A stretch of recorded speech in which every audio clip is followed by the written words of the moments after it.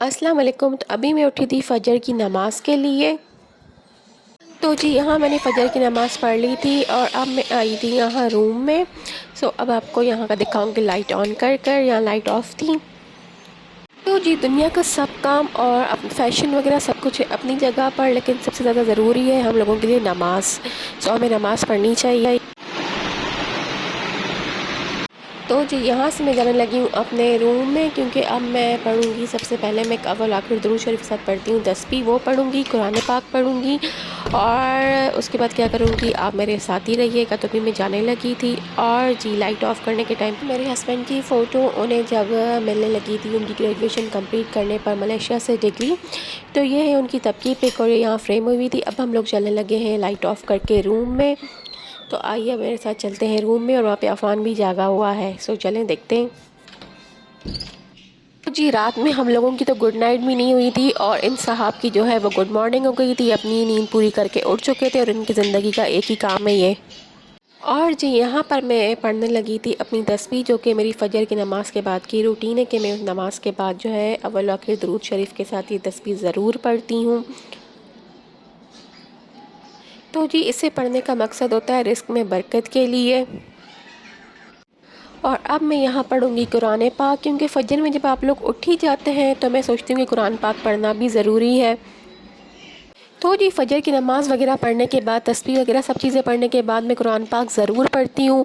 वो आपके ऊपर होता है कि आप कम पढ़ें ज़्यादा पढ़ें, जिस हिसाब से भी पढ़ें, लेकिन पढ़ना जो है वो हम लोगों के लिए बहुत ज़रूरी है। ज़िंदगी के मसले मसाइल परेशानियाँ तो चलती रहती हैं और उन सब से निकलने का वाहिद और सुकून का हल है ये कुरान पाक।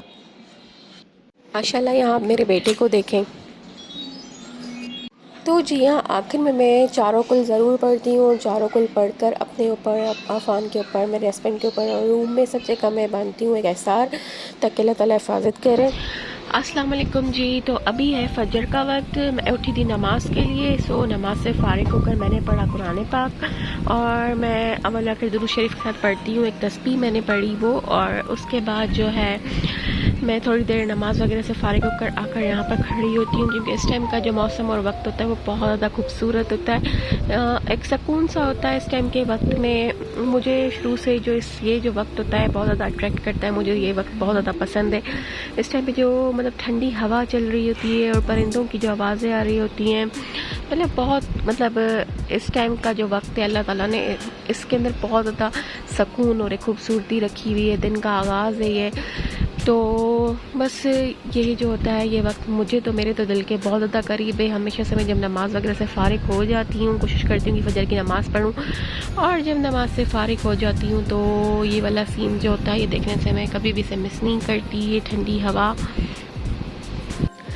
आप भी देखेंगे कितना ज़्यादा सुकून है और कितनी खूबसूरती है, और मुझे तो ये टाइम ये वक्त बहुत ज़्यादा पसंद है, बहुत अच्छा लगता है। अक्सर ऐसा भी होता है, जैसे आज भी ऐसा हुआ था कि मेरे सोने के टाइम पे अफवान उठ गया था।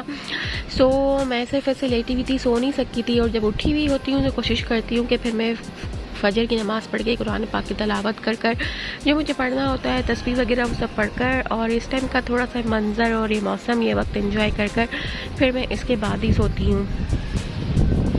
तो मैंने सोचा कि क्यों ना आज आप लोगों के साथ जो है अपनी जस्ट सिर्फ फ़जर की रूटीन शेयर की जाए कि फ़जर में मैं उठकर क्या पढ़ती हूँ, क्या मेरी रूटीन है, मैं क्या करती हूँ। आज मैंने आपके साथ एक छोटा सा ये ब्लॉग बनाया और उसके अंदर जस्ट सिर्फ मैंने अपनी फ़जर की रूटीन शेयर की है।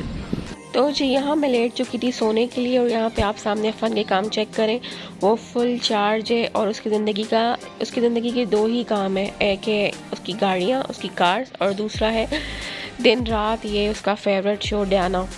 वो दिन रात यही देखता है और अपनी गाड़ी से खेल रहा होता है। अपनी तो नींद पूरी कर कर उठ चुका है, अभी फुल चार्ज है और अपनी गाड़ियों के साथ देखने में लगा हुआ है डयाना।